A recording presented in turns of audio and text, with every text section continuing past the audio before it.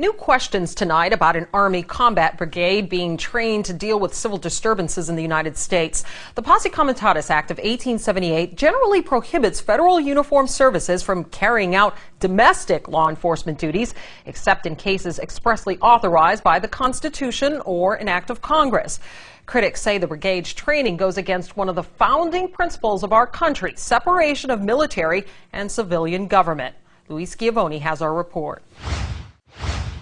They've spent 30 months on the streets of Baghdad. Now the 1st Brigade Combat Team of the Army's 3rd Infantry Division is back in the USA. The Army Times reporting, quote, they may be called upon to help with civil unrest and crowd control or to deal with potentially horrific scenarios, end quote.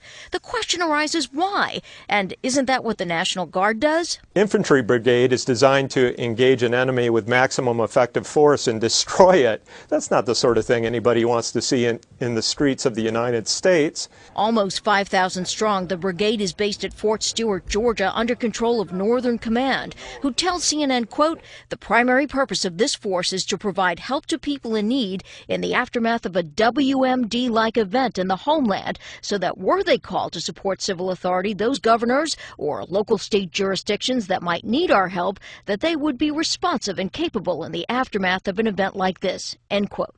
On Capitol Hill, questions about how the Pentagon determined that a thinly stretched military with 2 conflicts underway could spare these troops. That's a misuse of assets. Those assets can be deployed, I think, more efficiently somewhere else when you have the Guard that you can call up on a moment's notice.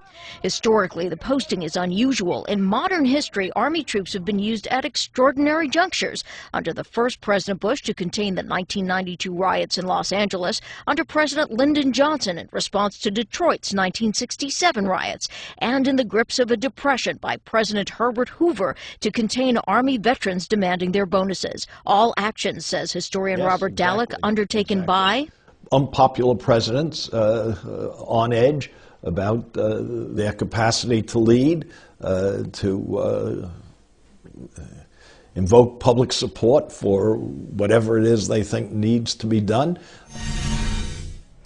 Lisa, the Army Times journalist tells us that the story has generated intense public interest, and 4 weeks into a flurry of questions about the report, the Army finally contacted her, and they requested that she publish a clarification that containing domestic civil unrest was not part of the 1st Brigade mission.